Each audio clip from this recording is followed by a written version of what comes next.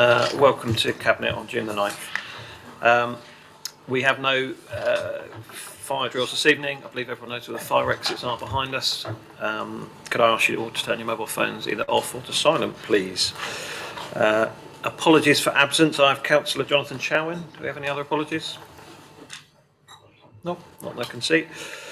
Minutes. To approve the minutes of the meeting held on the 24th of March. I believe that these are requested 24 hours in advance. I haven't received any minutes. Does any member in the room have any comments to make? No, we'll take the minutes as read. Thank you. Declaration of interest. Does any member have any declaration of interest on anything on tonight's agenda? No, no declaration of interest. Thank you.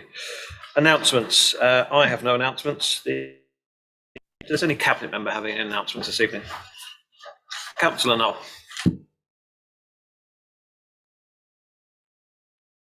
Thank you, Deputy Leader.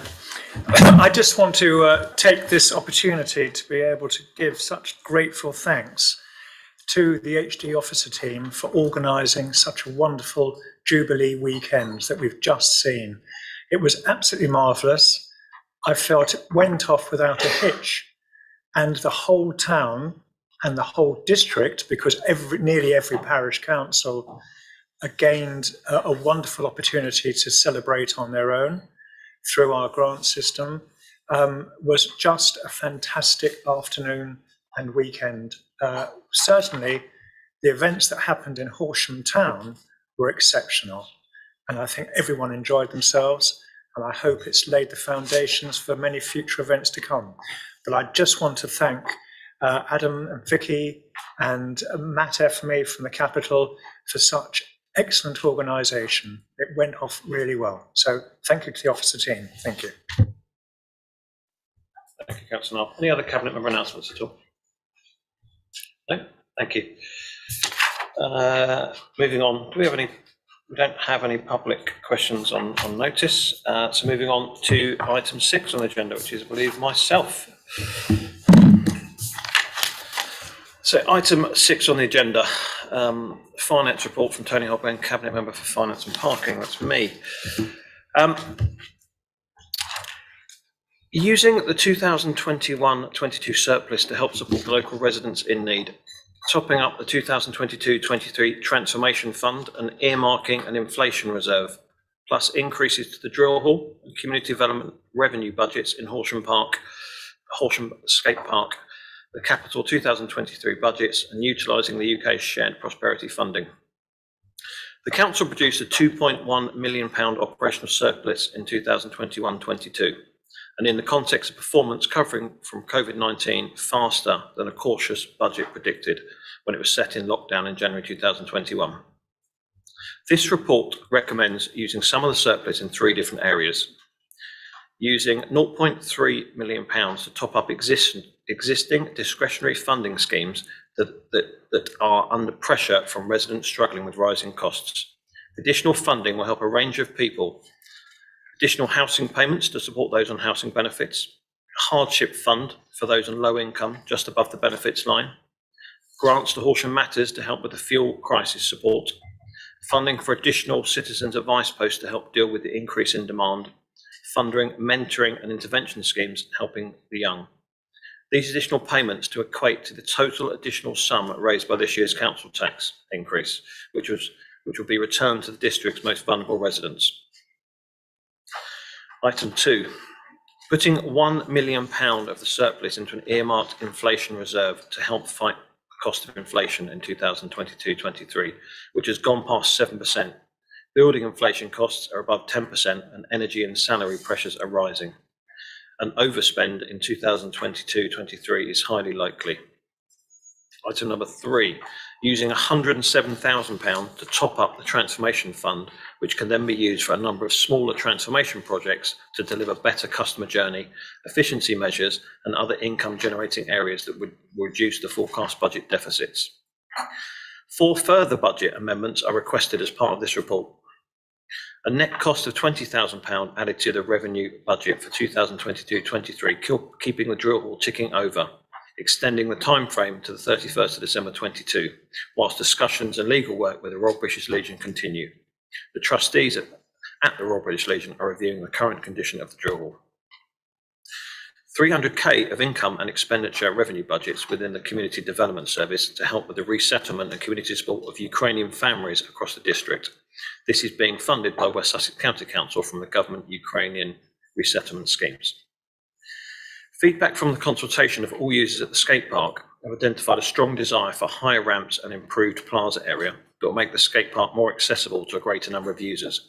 The improvements come at a cost of £20,000, which is required an additional capital budget to approve. Horsham has been allocated £1 million of funding over 3 years. It started with £150,000 in 2023 under the UK Shared Prosperity Fund. A further £20,000 has been made available to undertake initial preparatory work, including development of the local investment plan for submission this summer. The amounts are split between £120,000 in capital and £50,000 in revenue. Any unspent grant in 2022-23 will need to be returned. The 9 recommendations are set out on the Cabinet report on page 12 and 13. In much the same way as we're helping our residents who are struggling, I'd like to propose a small amendment to clarify the recommendation 4. To improve the transfer of £1 million of the surplus to an earmarked inflation fund for use in 2022-23 should the current price and salary increases cause an overspend. Operationally, this is likely to be sooner rather than later due to the issues of recruitment and retention, especially at the depot where officers are already considering using the surplus fund. This may be made up from market supplements. We are considering deleting grade 1 and moving current grade staff onto grade 2. Grade 1 is currently barely above the living wage, and this affects depot loaders and a small number of admin posts across our council. Further expenditure, it may be necessary in due course as we navigate the current situation, and this will be brought back to future cabinet meetings as needed. Thank you. Any comments from any cabinet members at all? Councillor Knoll.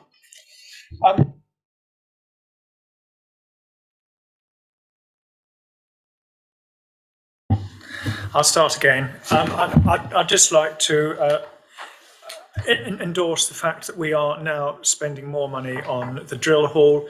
I know this is not what we wanted, but I have every confidence that the end result will work out very well for the council, because I'm sure that RBL will conclude their negotiations that they're currently undertaking, and the drill hall will fall into very good hands once these negotiations have been concluded.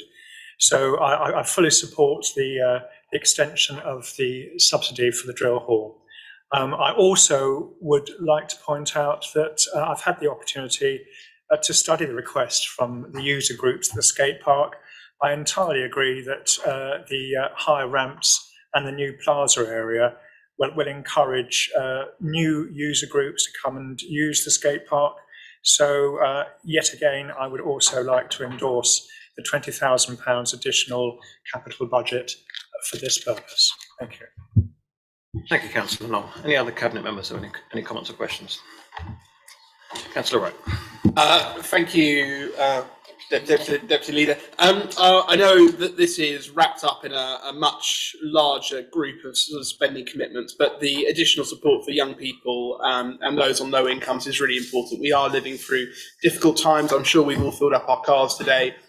Those who are even on the more end of society will benefit even more from this commitment, and it's great to be able to extend the support that the government's already made available to those who need it.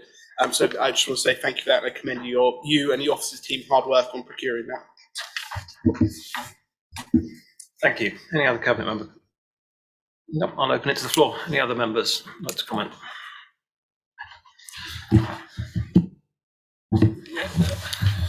Thank you. Yes. A refreshing change. I'd like to agree with Councillor Wright. It is really important to be supporting those initiatives of those in facing hardship and young people. As I'm sure members will realise, this is very much in the spirit of the sort of initiatives I was calling for at budget time, and it's taken us a little while to get there. But I'm glad to see these interventions. I think my only concerns around it would be that things that at the present time only seem to be getting worse rather than better, and I do fear a little bit as to how things are going to fare with the economy and the cost of living later on. But we're doing what we can now, and I'd like to see us keep that under review as we go forward. Thank you very much. Thank you, Councillor Boffey. Any other members or cabinet members like to make any comments? Okay, thank you. We have the recommendations on page 11 and 12 of the cabinet agenda. Can I have a show of hands, all in favour of approval of those recommendations? Thank you. For the purpose of the audio recording, that's a unanimous vote. Moving on, item 7 on the agenda, forum fountain update. Cabinet member Christian Mitchell, thank you. Thank you, Deputy Leader. Well, it gives me great pleasure to bring this report here for consideration and approval by Cabinet to spend 120,000 for the replacement upgrade of the forum fountain. And as it sets out in the report, it's served the community very well since 2003, 2004 time. And I concur with Councillor Noel about the Jubilee. And I was seeing how much it was being used during the Jubilee. There were families and youngsters, as there always is, on the Saturday and Friday we had particularly good weather, didn't we? And in a way that's been part of, it's been a bit of a victim of its own success, because it was really designed, as the report explains, more as an ornamental fountain rather than for all to join in, and by that I mean youngsters and the pigeons and everyone else. So it is also coming to the end of its life. So this, which I seek agreement for, Deputy Leader, is for this funds for replacement, and it will be up to the current health and safety specifications that it does actually in fact require. Once that's agreed, then of course the detailed design I will look at with Cabinet members and through the Horsham Town PDAG, and of course consult with the neighbourhood councils and the like, but that's not quite there yet. It's just to agree this fund, and there are particular specialists who do this type of work, and they will do a super job, I'm sure. So I'm very happy to take any questions. Thank you, Councillor Mitchell. Any other cabinet members like to comment? Councillor Kitchen. Yes, thank you, Chairman. I'd just like to say I don't have a question, that I fully support this. As somebody who's watched the fountain over the years being used and enjoyed, I'm only so pleased that it won't have to be shut down for long periods of time now, and I fully support the recommendation. Thank you, Councillor Kitchen. Any other cabinet members? Any other members present? I should say, of course, it was Councillor Liz Kitchen who effectively had opened that part all those years ago. I remember the photograph as Liz was walking. Well, it is. Well, if you subtract 2003 from 2022, it is some years ago. But I remember you walking through the fountain with the photograph in the paper as it was opened. It was lovely. Sorry, but I thought we mustn't forget that. Any other members present in the room like to make any comments still? Questions? No? Okay, we have some recommendations before us on page 21 of the Cabinet agenda. Can I have a show of hands who wishes to approve those recommendations? Thank you. For the purpose of the order recording, that's a unanimous vote.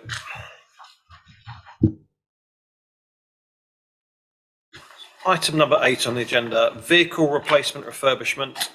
Cabinet member for Waste and Recycling, Councillor Bradham. Thank you. I'm very pleased to present the report on vehicle replacement to Cabinet members.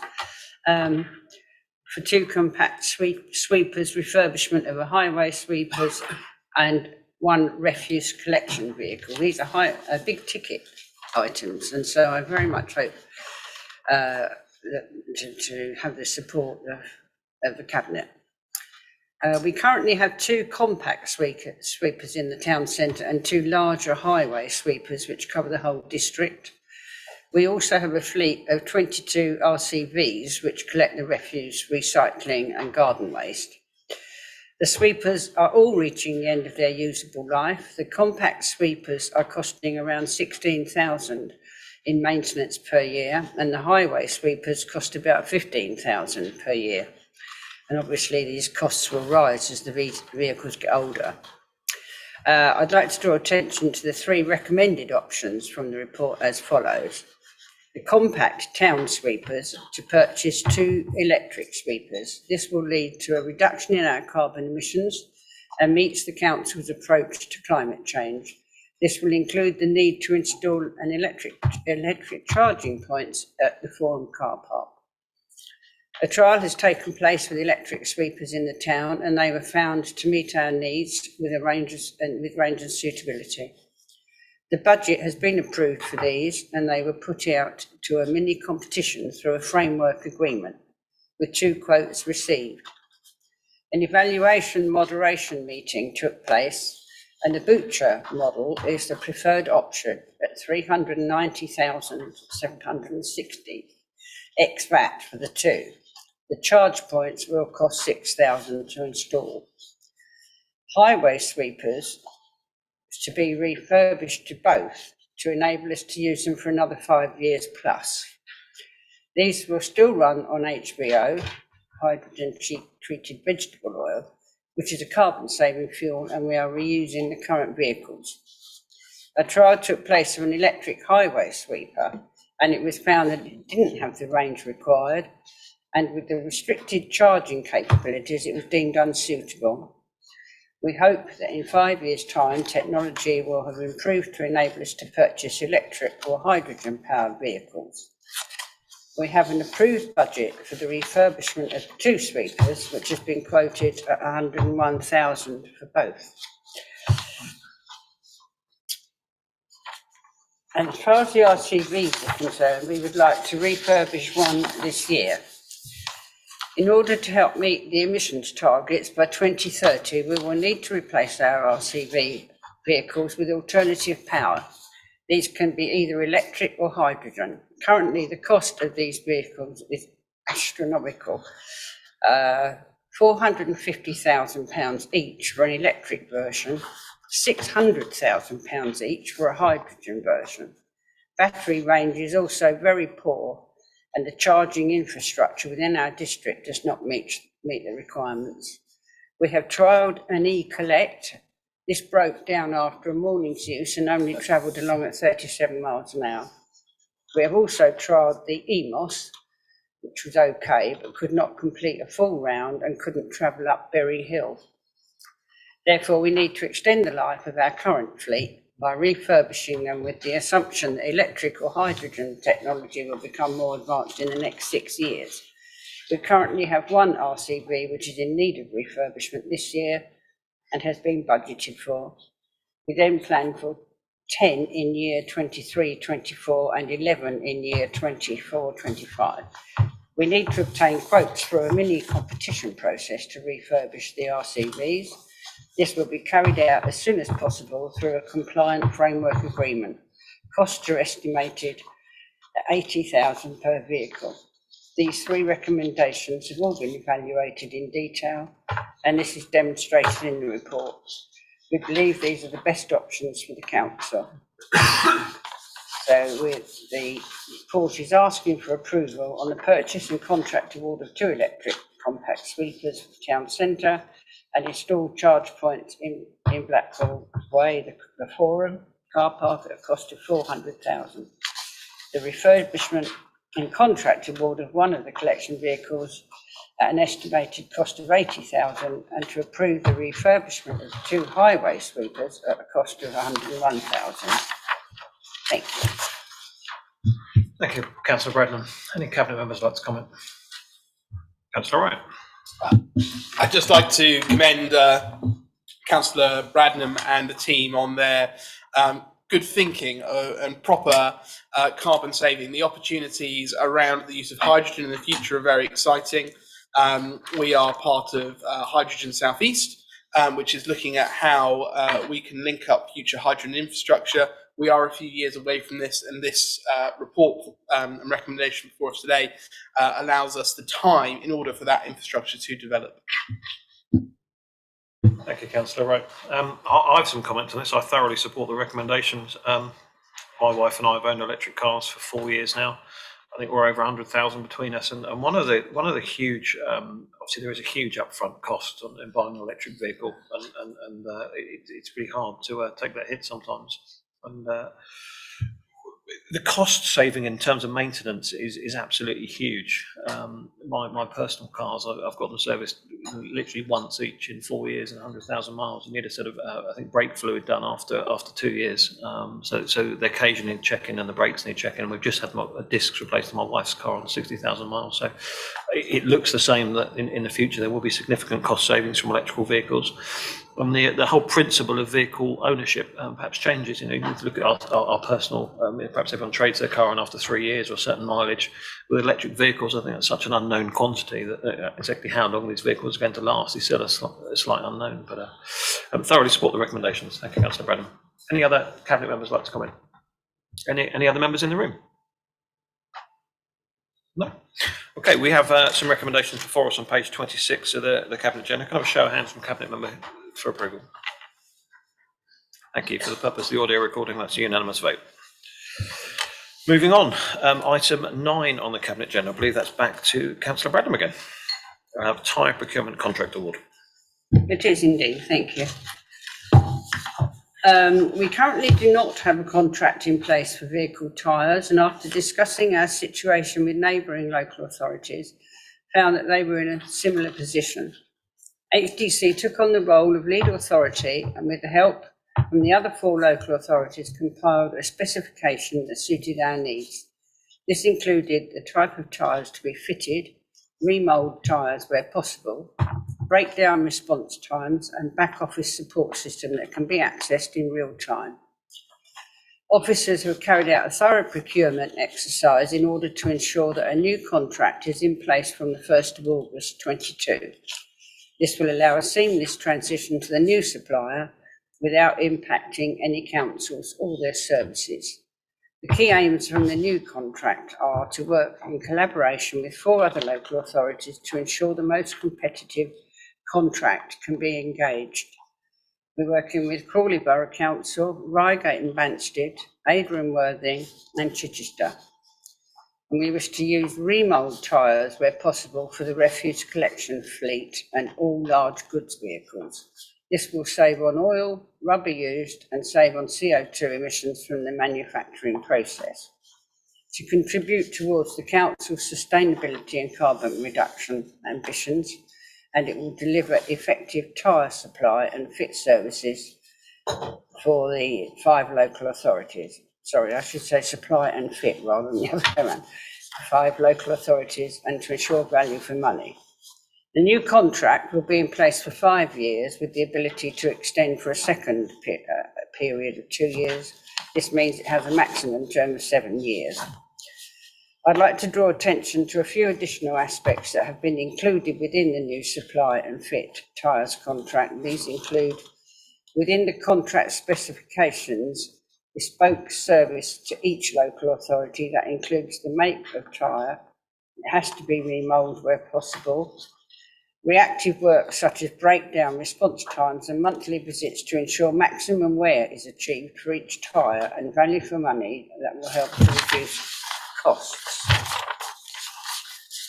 A back office system that allows the operator, the HDC fitter or transport manager, to monitor in real time work carried out, monthly vehicle checks carried out and monthly expenditure comparable month by month.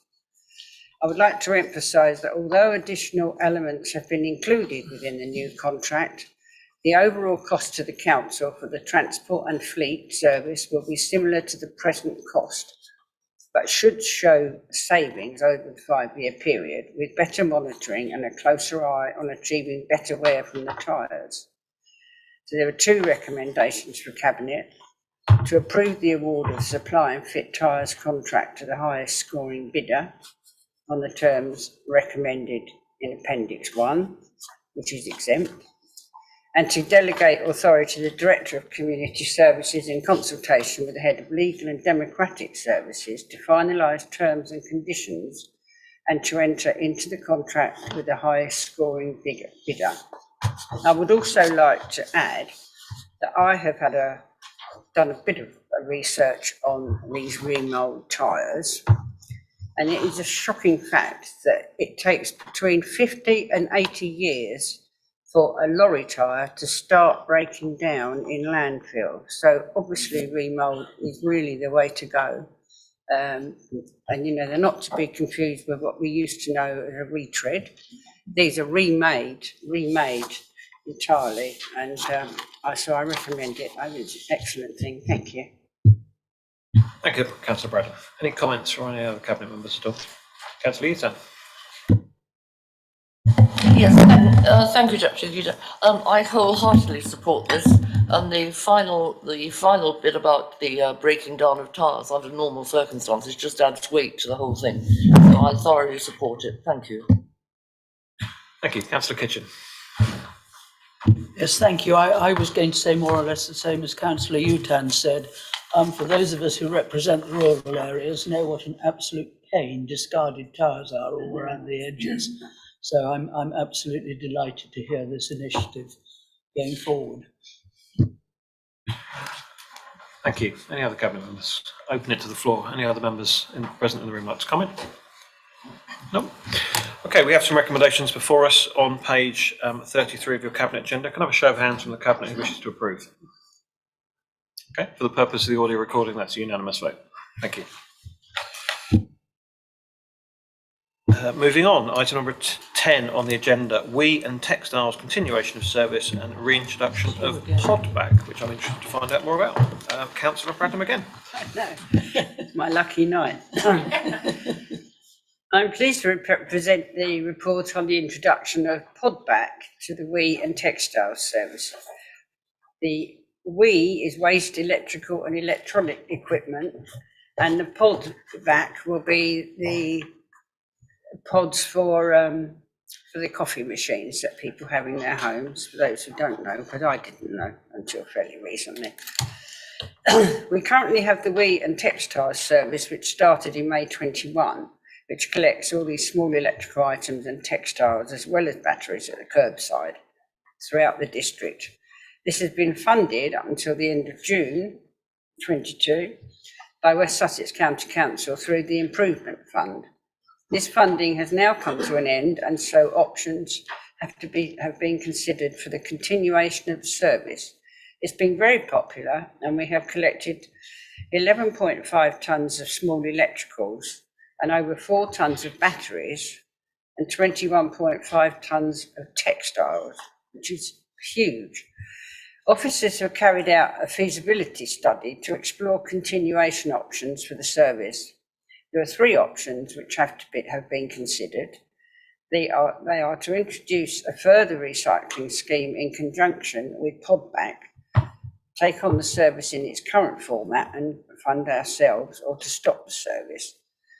The key aims from the recommended option are to continue the We and Textiles service in its current format and introduce Podback to our curbside recycling offering.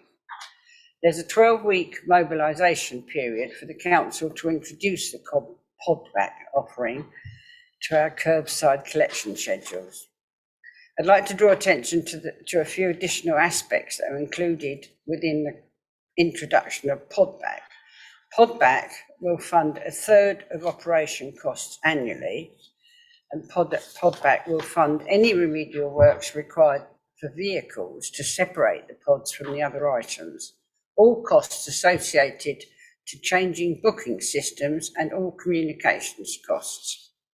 Podback assumes an 8.4% participation rate, representing about 5,500 people within the Horsham district to take part.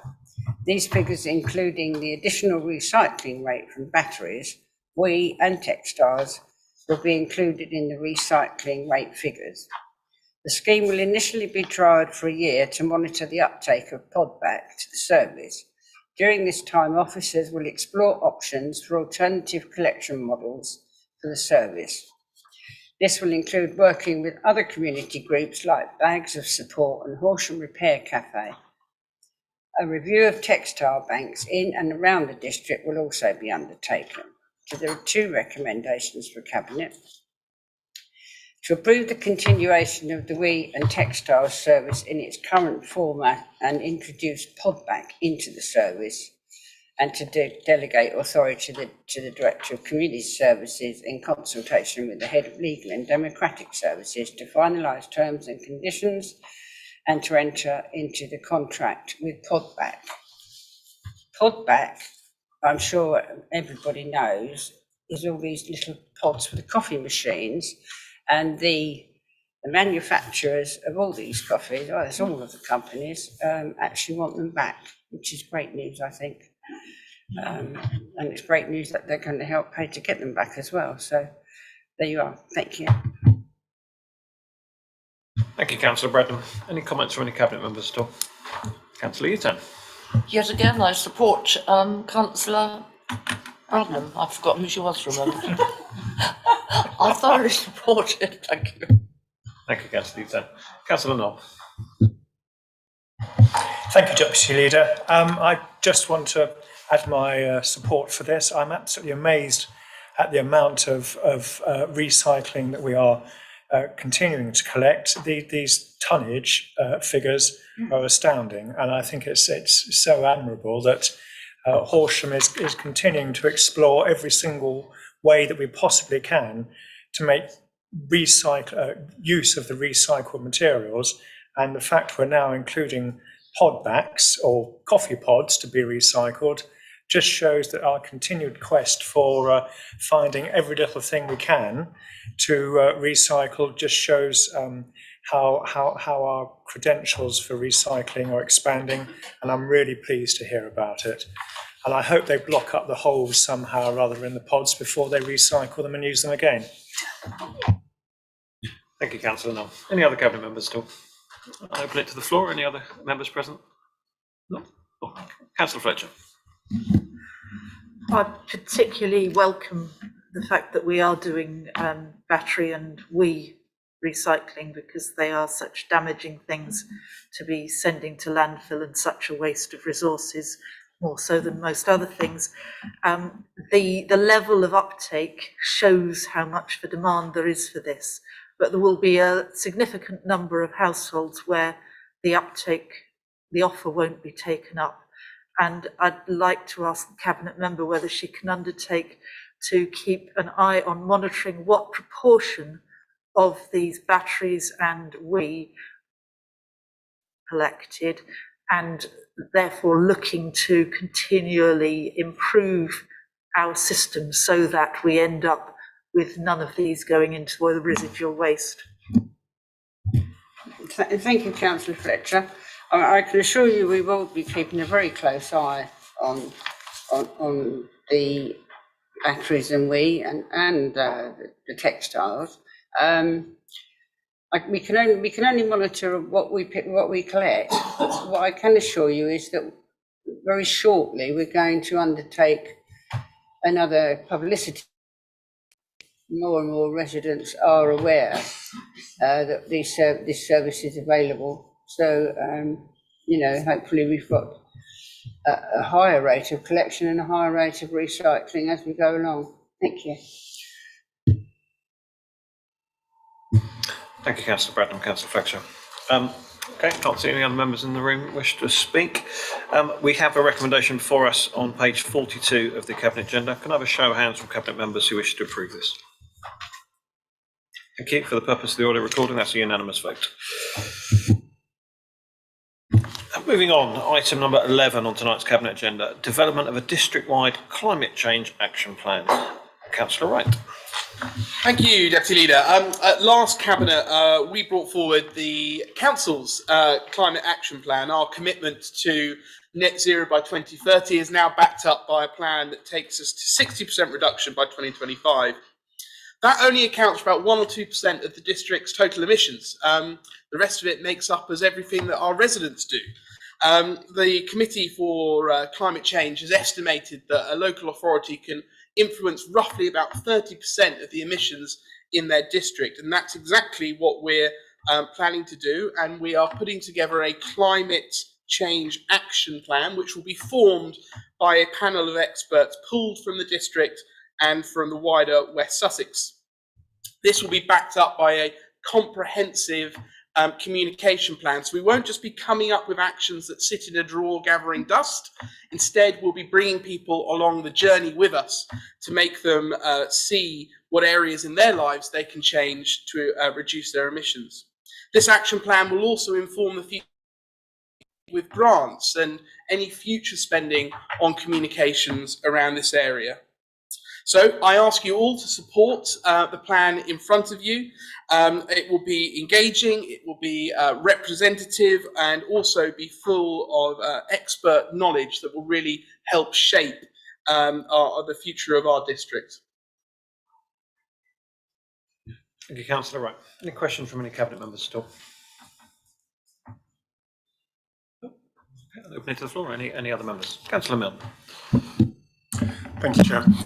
I was at the PDAG where we discussed the relative merits of an expert panel of experts versus a citizens' assembly, and I feel that we've come down on the wrong side of that argument.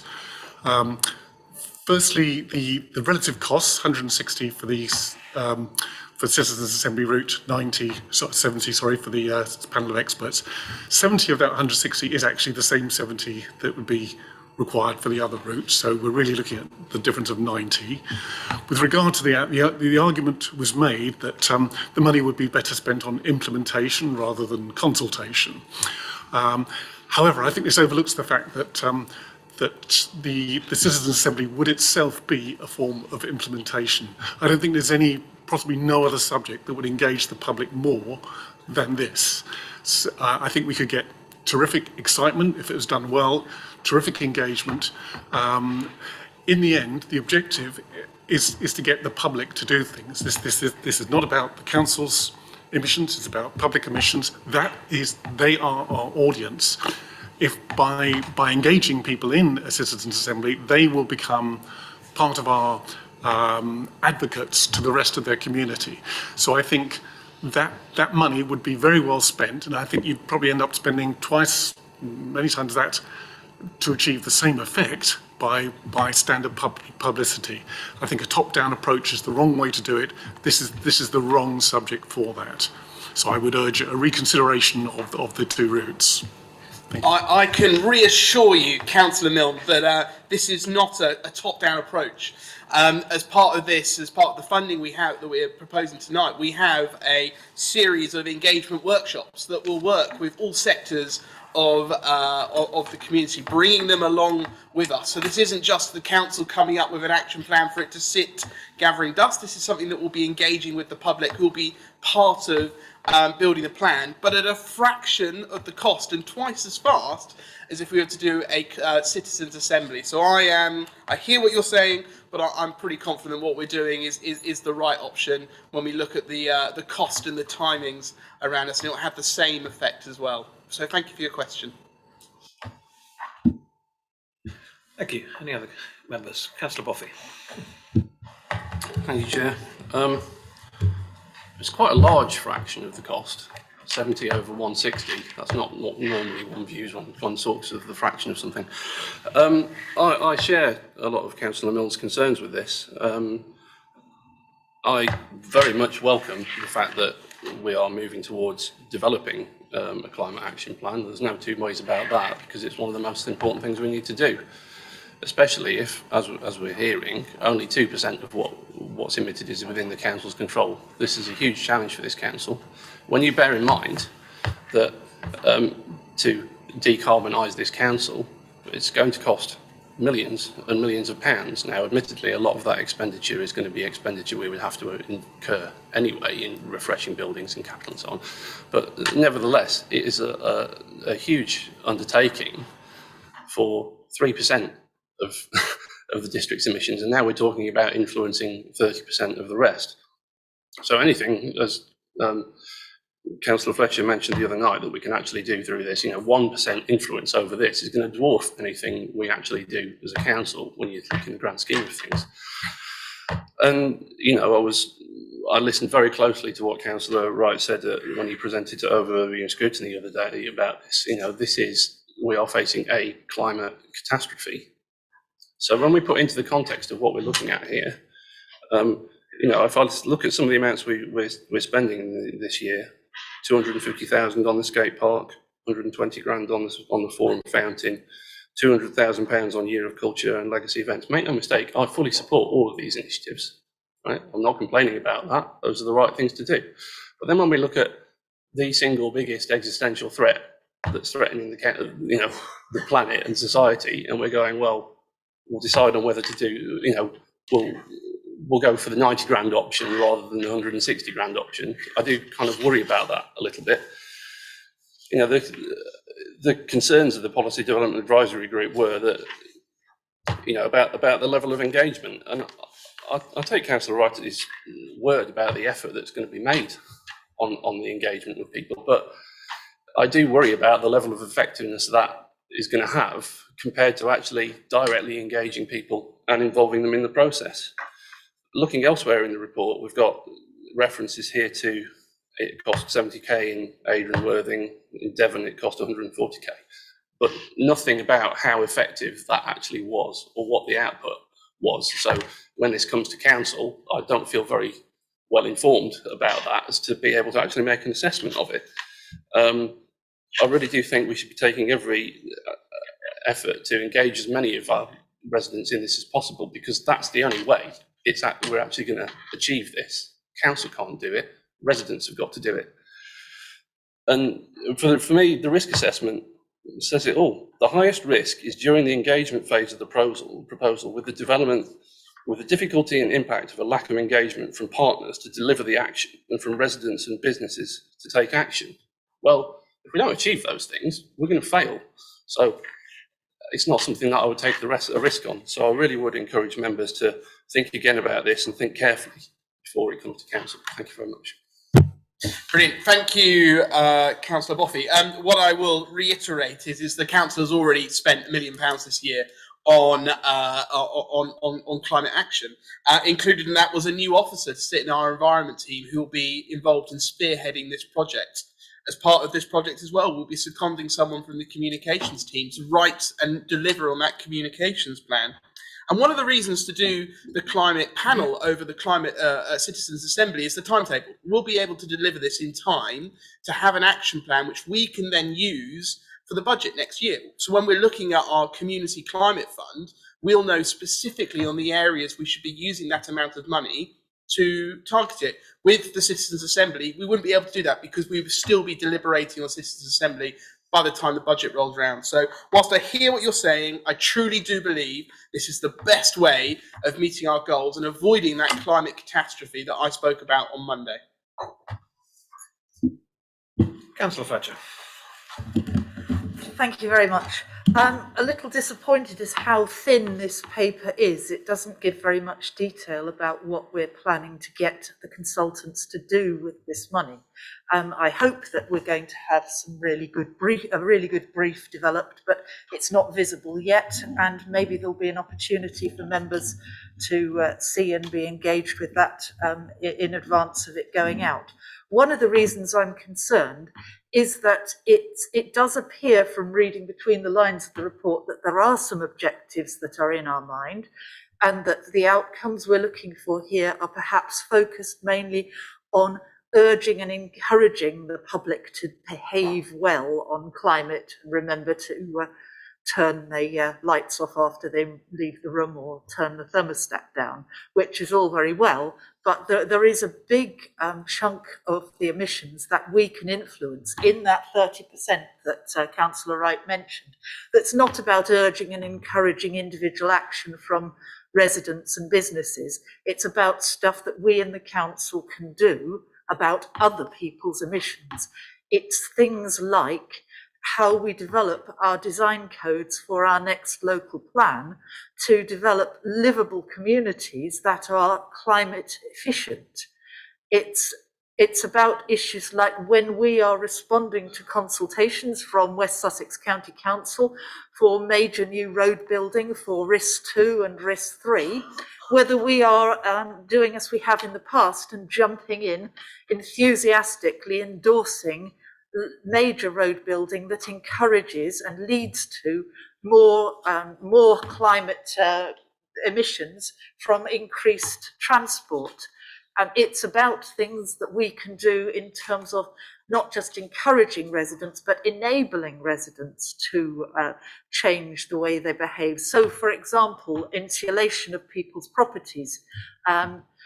We discussed the potential for doing this at council previously to help rental properties with insulation.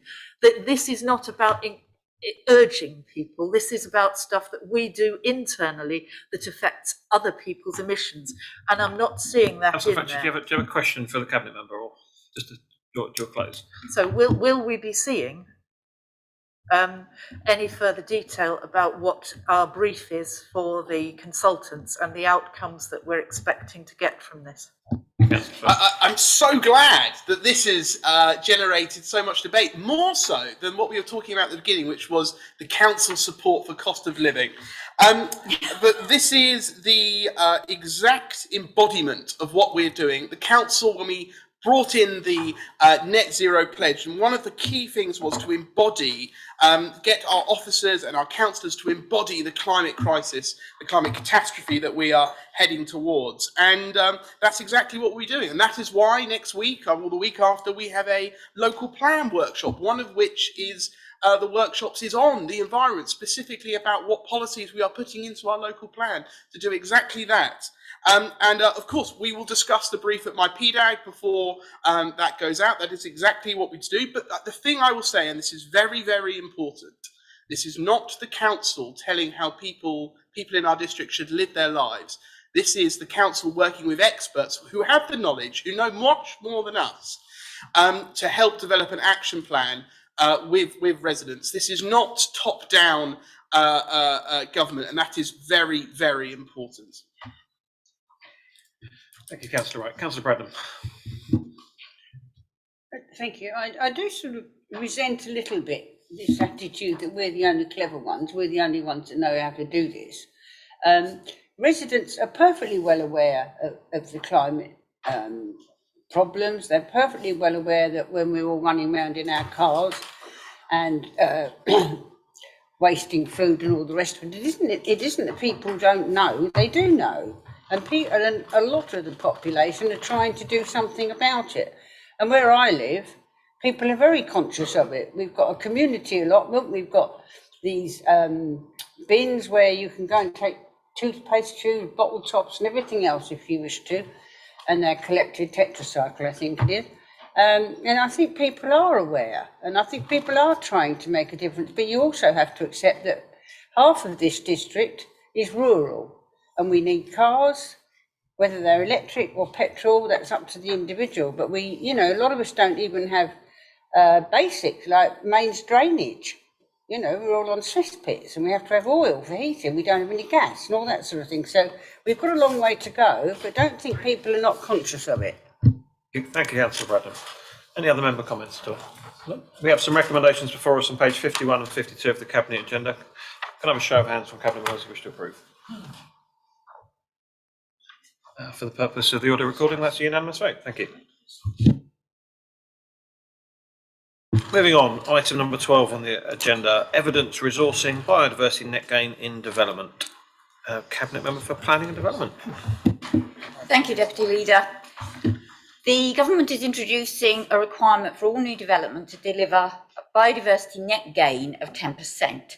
It will be delivered through regulations which come into force in November 23. We are very keen to explore whether it is possible, and Rod will be really happy to hear, whether it's possible for the emerging local plan to set policies which go above the 10%. And to establish whether this is possible, robust evidence will be required in order for it to be supported by a local plan inspector. The work requires specialist ecological input and therefore seeks an additional budget of up to 20,000 to fund the additional work which will be required.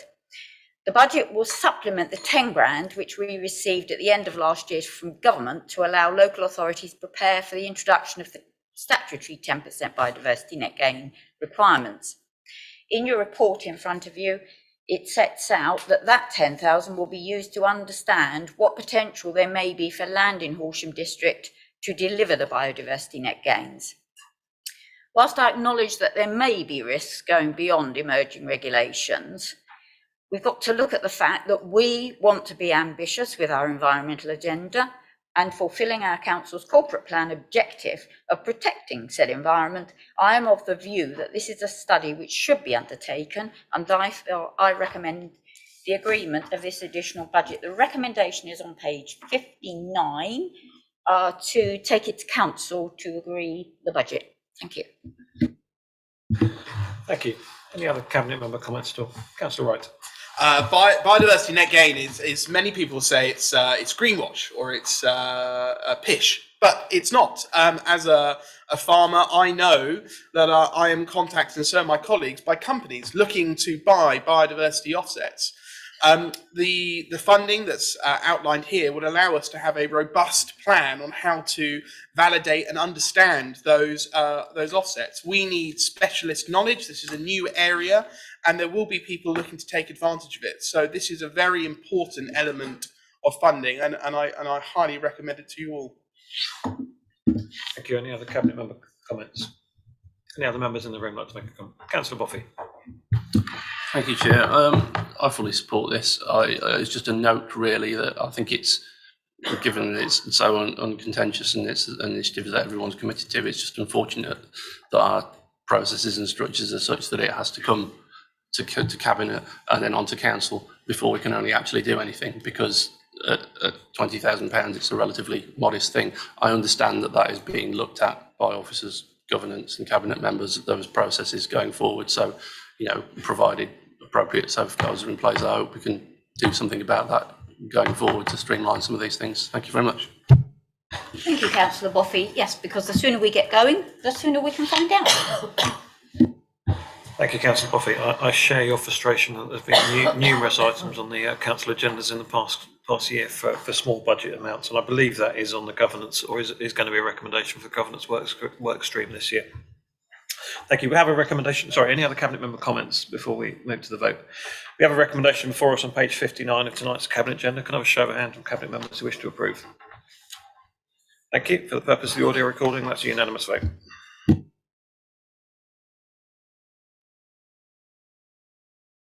Item number 13 on tonight's agenda. It's a long agenda, isn't it? Allocation of section 106 commuted sums funding for Saxon Weald. Cabinet member for Housing and Protection. Thank you, Deputy Leader. The purpose of this report is to seek the Cabinet's approval to grant fund the development of 12 new affordable rented homes by Saxon Weald in Slimfold. These affordable rented units will directly reduce the number of households on Horsham's housing register with an identified housing need.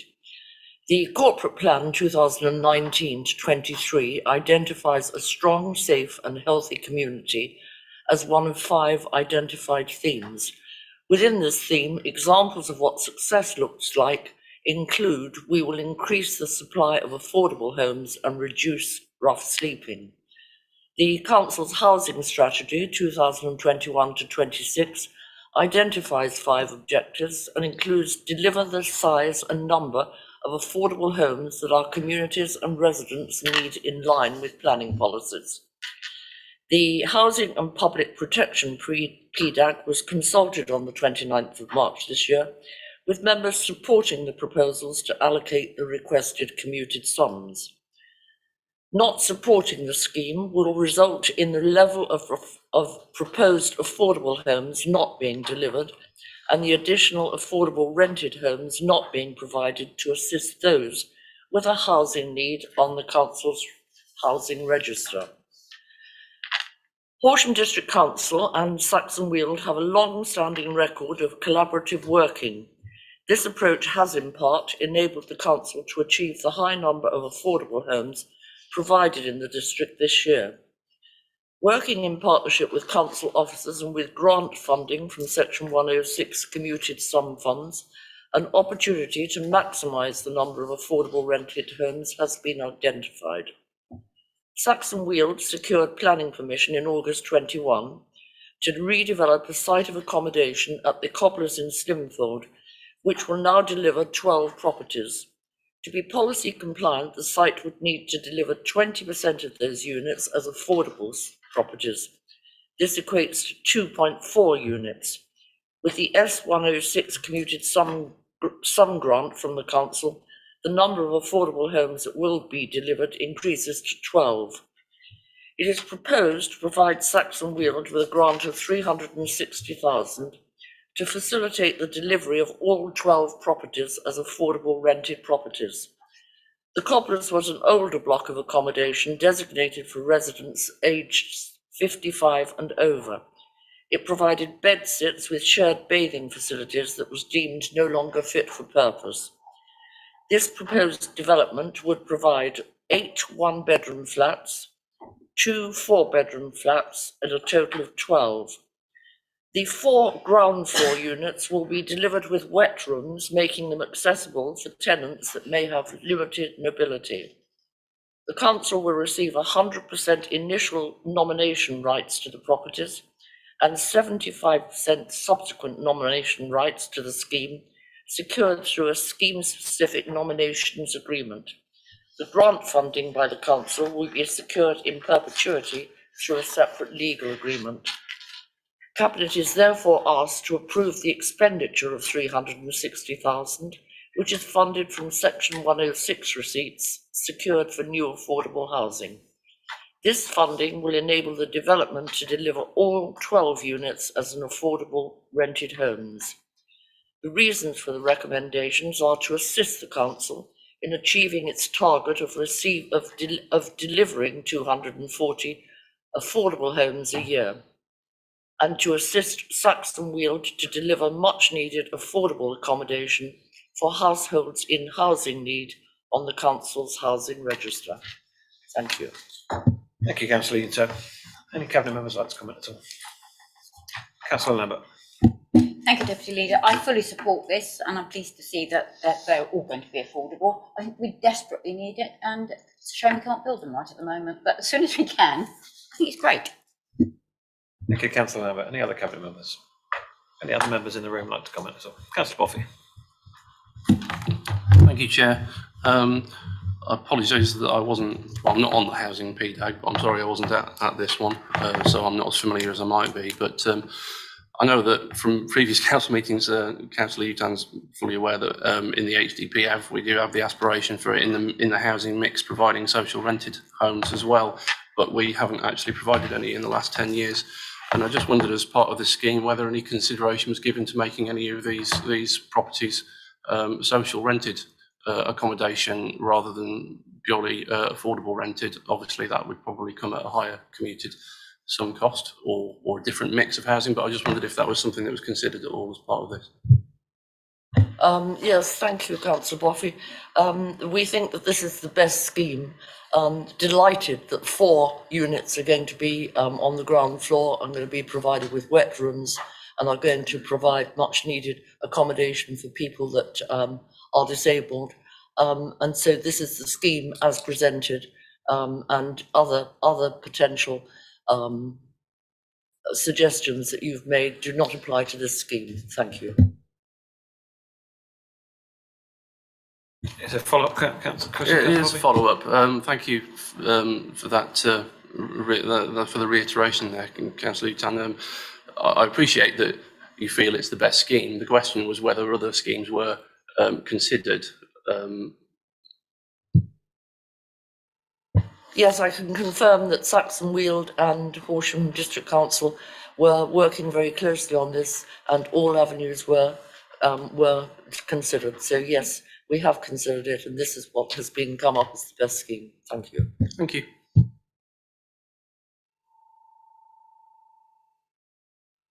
Any other members or cabinet members wish to comment? Okay, we have a recommendation before us on page 66 of tonight's cabinet agenda. Can I have a show of hands from cabinet members who wish to approve? Thank you. For the purpose of the order recording, that's a unanimous vote.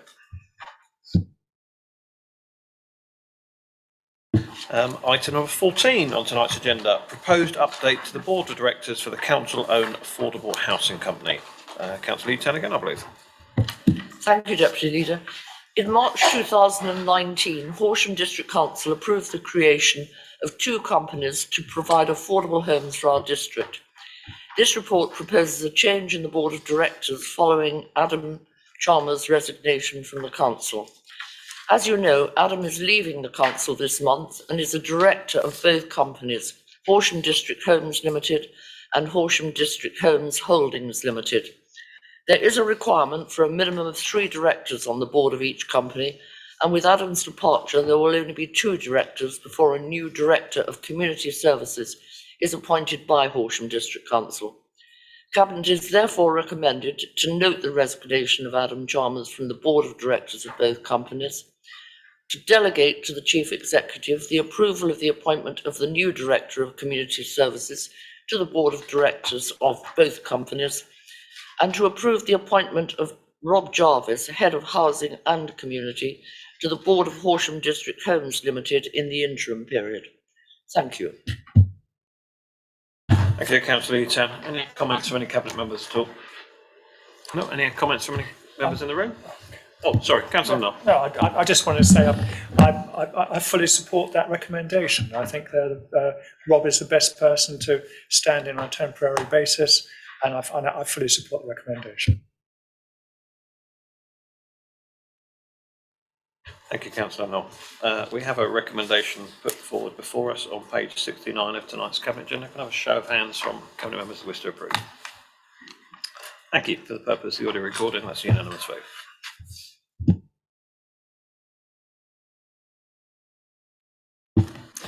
Item number 15, recommendations for overview scrutiny. I don't think there's anyone present for overview scrutiny this evening, and I wasn't aware that any matters were raised.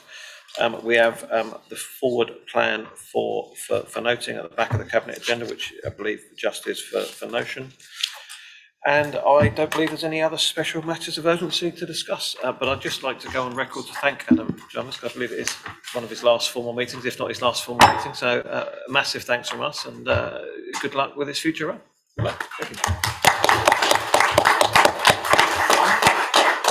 And with that, I'll close the meeting. Thank you.